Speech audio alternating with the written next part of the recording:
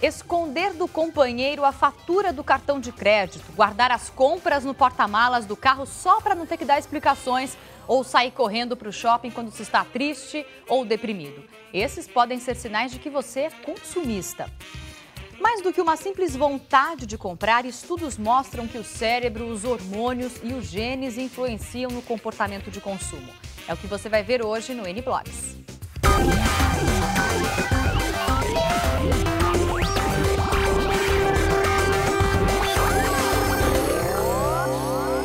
Boa tarde a você que acompanha o N-Blogs. Começa agora ao vivo para todo o Brasil. E eu mando um alô também para você que assiste a gente aí no continente africano pela Record Internacional. Muito obrigada pela audiência. Dinheiro no bolso para muita gente é sinônimo de ir às compras imediatamente. Compras que muitas vezes nem são necessárias, servem apenas para se sentir bem. Vamos descobrir agora qual que é o limite entre o prazer e a compulsão. Os 200 pares de sapatos ocupam um espaço bem razoável no guarda-roupa de Andréia. Ah, mas sobra um espacinho para os vestidos. E não são 2, nem meia dúzia. 50? 60? Ufa! Ela mesma nunca se dispôs a contar quantos são ao todo, mas calcula uns 80 modelos. Muitos deles comprados há muito tempo. Muitas vezes escapam um exagero. Exagero quando eu vou numa loja de sapato e gasto R$800 em 5 pares de sapato. R$800 em 5 pares. Ou eu gasto R$1.000 em casacos. Ela acha que ela compra escondido. Mas eu sei, eu tenho controle da nossa empresa, eu tenho controle dos nossos cartões. Situações como a da Andréia não podem ser consideradas como uma doença. O problema começa mesmo quando o comprador compulsivo perde o controle dos seus impulsos. E isso acaba trazendo sofrimento, depressão e prejuízo. Que diga este aposentado que frequenta o grupo de devedores anônimos. Com salário de R$3.000, ele podia ter uma vida confortável, mas envolveu toda a família na bola de neve das dívidas, que começou com a venda de um carro. Eu acabei vendendo ele, com um plano de comprar outro carro, e o que aconteceu? Devido a essa compulsividade, eu gastei todo o dinheiro do carro, fiquei sem ele também. Acabei gastando tudo em coisa que eu não vejo nada. 6% das pessoas sofrem do transtorno compulsivo por compras. Um transtorno que independe do valor gasto. Não tem um valor que determina o quanto você gasta que é compulsivo ou não, né? Então, R$10 pode ser compulsivo. Às vezes, uma capinha de celular que eu comprei pode ser compulsivo, porque é uma capinha que não cabe no meu celular, por exemplo. Você não vai precisar. Exato, que eu não vou precisar. Maria Ribeiro, atriz da Record, é outra consumista assumida. Ela admite que já comprou coisas que nunca usou, mas hoje aprendeu a se controlar um pouco melhor. Se deixar, eu compro pra caramba, mas eu mando no meu dinheiro, não é o meu dinheiro que manda em mim. Então, para falar sobre consumismo, eu vou conversar com o Pedro Camargo, que é professor de marketing e autor do livro Se Estiver Ovulando, Não Vá ao Shopping. Também está com a gente a blogueira convidada Sofia Camargo, do portal R7. Obrigada pela presença, boa tarde para vocês. Boa tarde. Já vou começar mostrando o livro do Pedro, que tem um nome super curioso. Se estiver ovulando, não vá ao shopping, que é esse aqui. Falando justamente sobre o comportamento de consumo. Eu queria começar o programa perguntando justamente isso. O que influencia no comportamento de consumo das pessoas? É só o desejo de comprar ou tem alguma coisa por trás disso? Não, tem bastante coisa, Fabiana. Tem a cultura influencia, né? As culturas diferentes influenciam no consumo.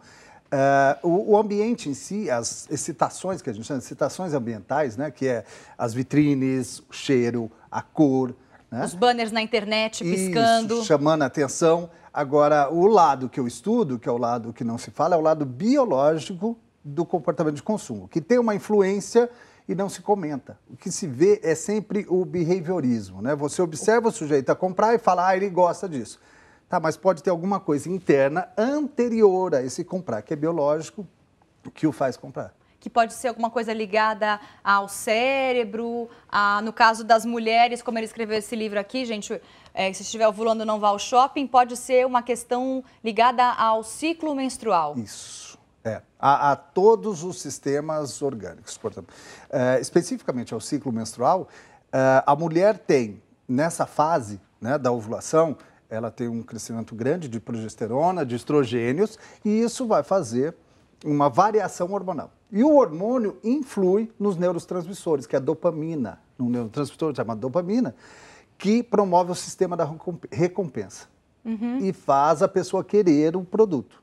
Mas na ovulação também tem uma explicação evolutiva. Nessa fase, a mulher compete com outras pela reprodução.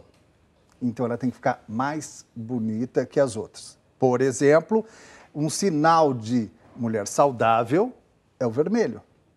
Né? Então, quando a gente... Olha a Sofia aqui, hein? Isso, quando tá bolando. Por que o vermelho? Porque o vermelho indica, na verdade, um bom fluxo sanguíneo que você tem, né? Não tem uma doença, não tem, por exemplo, malária.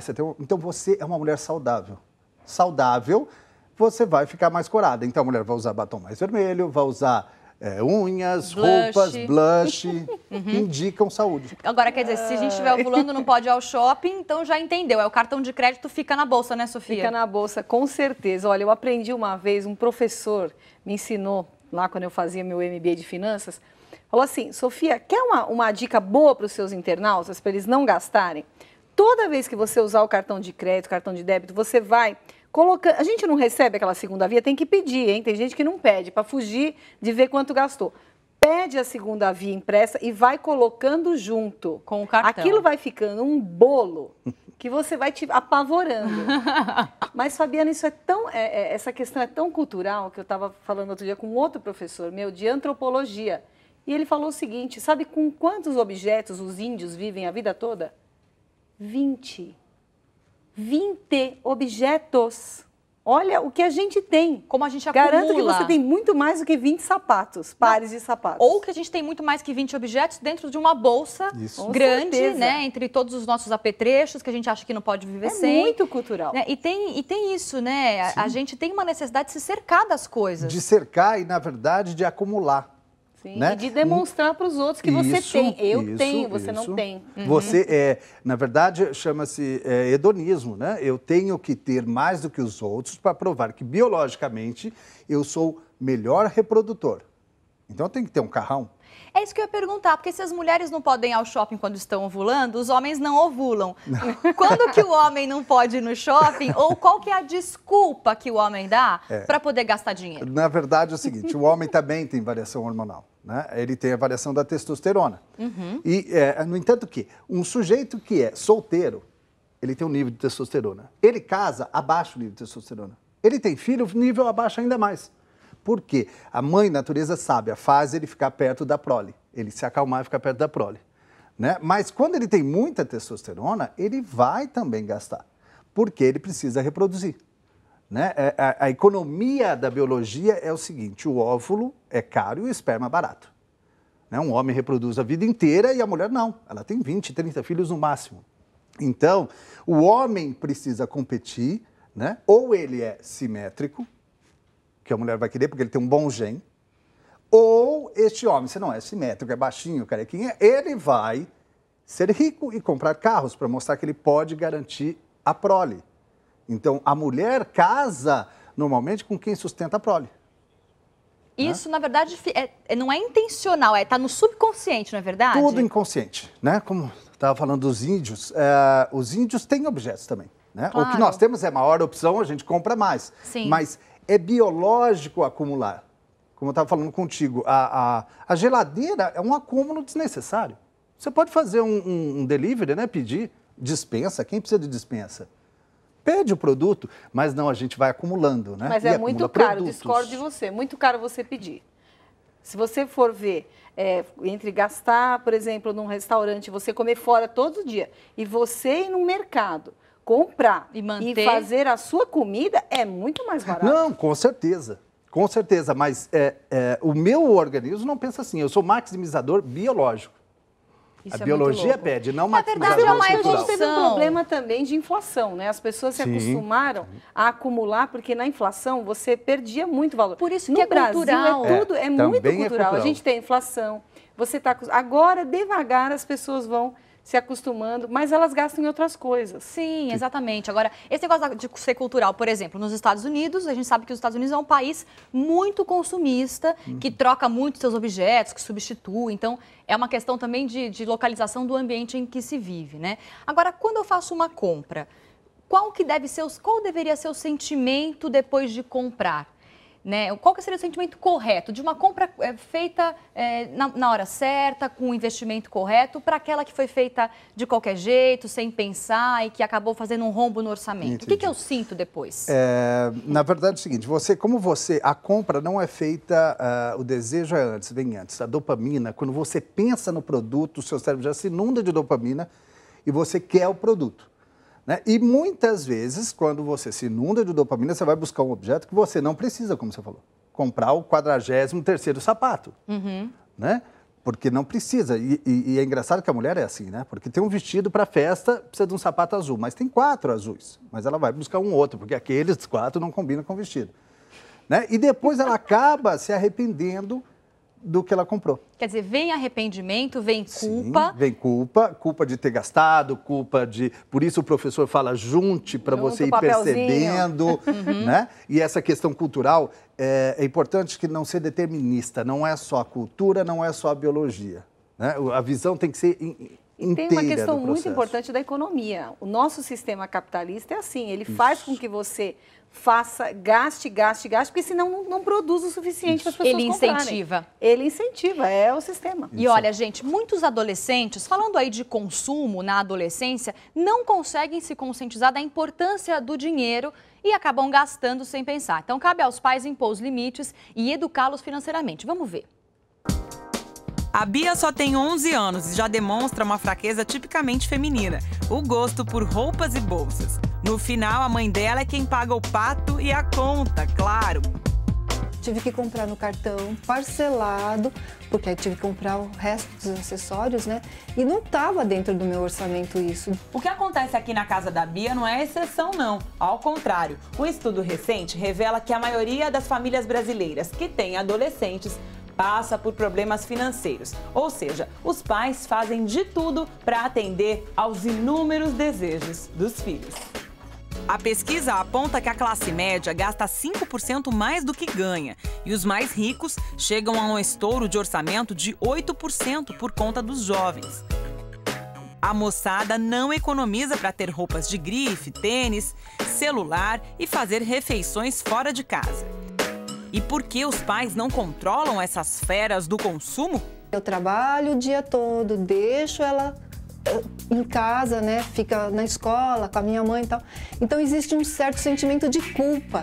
E você quer compensar esse sentimento de alguma forma, você quer aliviar isso, né? Como o assunto é complexo, pedimos a ajuda de um consultor de economia. Ele tem um exemplo prático que pode transformar a vida financeira das famílias e, de quebra, fazer o adolescente se conscientizar da importância do dinheiro. Anota na segunda as despesas, na terça, na quarta, na quinta, faz isso até o domingo. E aí some e veja o total gasto naquela semana. E faça isso também por mais uma semana na sequência, com a participação dos filhos. O consultor faz outra recomendação. Mostre para o seu filho quanto a família tem de renda, quanto a família tem de despesas e o quanto pode ser destinado para o lazer, para comprar aquilo que ele almeja. E a partir do momento que os pais passam a tomar esse procedimento, os filhos mudam a sua opinião quanto ao dinheiro e passam a ter uma relação de consumo extremamente consciente. E aí, quando a gente fala de adolescente, né, eles ainda não têm, claro, não são adultos, não estão completamente formados. Isso vale para o cérebro do adolescente também, né? Vale. Como que funciona nesse caso? Fabiana, na verdade, o cérebro do adolescente, ele amadurece. Ele está formado, mas ele amadurece de trás para frente. Então, o juízo, a parte do córtex pré-frontal, que é o juízo, a razão, o planejamento, não está maduro. Que curioso isso. Então, ele vai usar muito a amígdala cerebral, que é a área do impulso.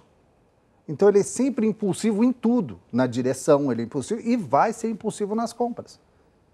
Né? Porque não está amadurecido o juízo. Então, a gente não pode nem culpar, dizer, olha, você... Em que idade, então, que dá para dizer? A partir dessa idade amadurece? 22.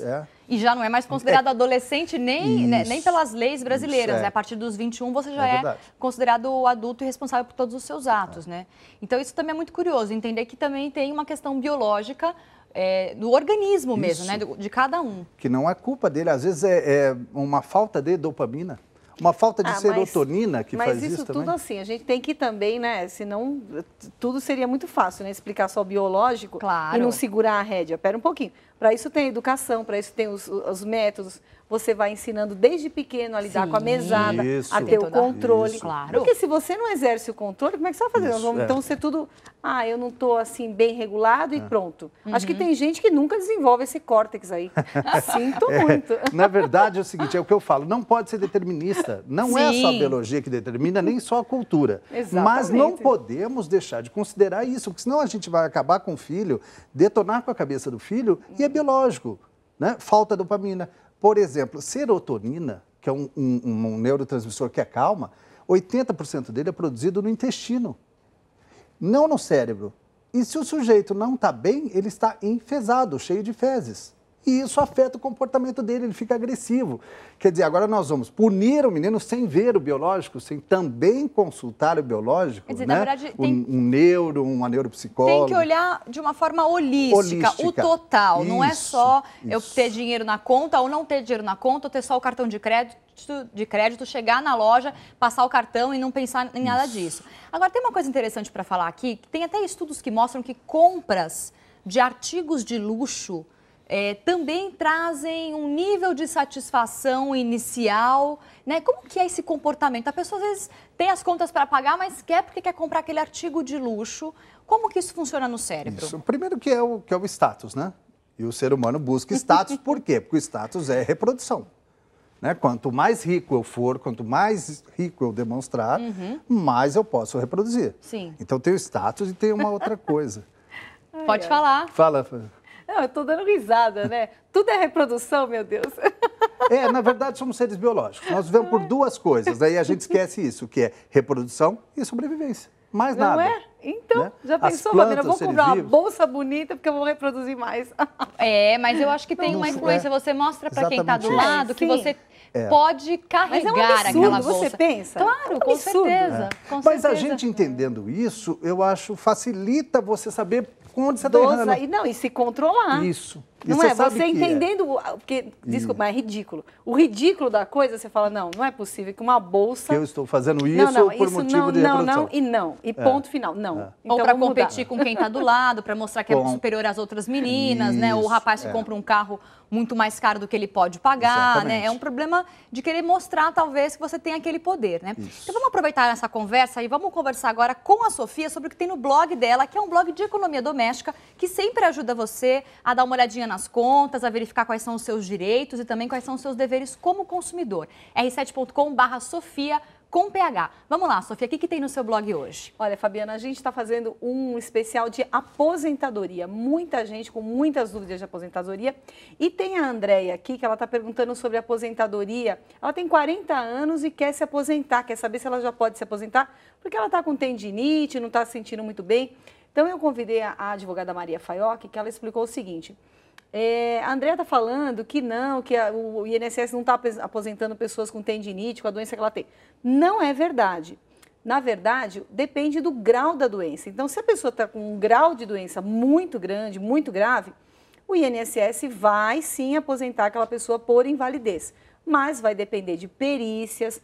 Primeiro, a pessoa vai passar por um médico, vai ser avaliado, aí ela vai receber um auxílio-doença. Se não melhorar, ela vai ser aposentada por invalidez. Mas não é simples, não é fácil, porque já pensou? Você ficar com qualquer doença assim, todo mundo já sai pedindo aposentadoria por invalidez? Então não é assim. Se a pessoa não conseguir se aposentar por invalidez, 30 anos de contribuição mulher, 35 homem, e sem choro, tá bom, Fabiana? Eu converso com o Pedro Camargo, que é professor de marketing e autor do livro Se Estiver Ovulando, Não Vá ao Shopping, que é esse que está aqui na minha mão. E eu também converso com a blogueira convidada de hoje, que é a Sofia Camargo, do portal R7. Eu queria fazer uma pergunta. Com a época do Natal, né, a gente fica mais propenso a gastar, obviamente, presentear as pessoas que a gente gosta. O que observar na hora de fazer as compras de Natal? Como comprar de forma saudável? Para o bolso e até para os aspectos biológicos aí da compra. Na verdade, o Natal é impressionante porque ele brilha, né? Brilha. E os olhos, vermelho, ele cheira, ele é vermelho. Dourado, riqueza, né? E o vermelho aquela coisa. aumenta o fluxo sanguíneo quando você vê o vermelho. Então, é físico. Então, precisa tomar o cuidado de não exagerar.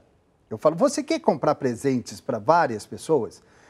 Eu digo, não leve o cartão, leve dinheiro planejado, né? E compre várias coisinhas para cada um. Lembranças. Um colar, coisas básicas que você vai agradar todo mundo, né? Que vão sentir o prazer de receber o presente, a tal da dopamina vai e não dá. E você presenteia todo mundo com um pouco de dinheiro. Sim. Né? Se controlar. Agora, lembrando que o Natal tem não uma é coisa só... super importante, desculpa, mas que eu gostaria de falar, que Vamos é o seguinte, falar. pessoal, esquece que tem janeiro. Isso. Janeiro tem matrícula, janeiro tem Material uniforme, escolar. janeiro tem IPTU, IPVA. tem IPVA, tem toda a fatura que você comprou lá em novembro, em dezembro, cai. Tá chegando As agora. pessoas esquecem. Então, tem o 13º, claro, você vai usar um pouco para comprar, para viajar, mas guarda um pouco, guarda ali, vamos dizer, divide o 13º em 3. Gasta, guarda 1/3, gasta 1/3 e 1/3 você deixa ali para você viajar, sabe? Para pagar as experiências, não só os produtos, né? Mas não, a experiência. não joga tudo, não se atira de cabeça. É muito difícil. Depois o pessoal fica desesperado.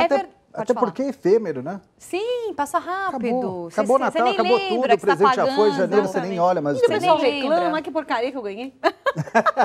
Aí é sacanagem, né? Agora é bom lembrar que o Natal, a gente está falando de consumo. O Natal não é só consumo de coisas, de presente. Você consome mais comida, você consome mais bebida alcoólica. O consumo está ligado a tudo que está à nossa volta. Não é só pegar o dinheiro e comprar, mas se eu como demais, se eu bebo demais.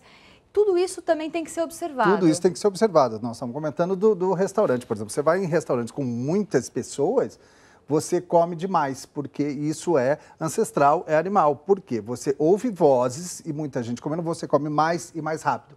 Como faz um leão. Isso, quando chega os outros leões, ele come rápido e mais, ele fica mais voraz. Cachorro, né? Cachorro faz isso e é animal. É porque a gente é muito antropocêntrico, né?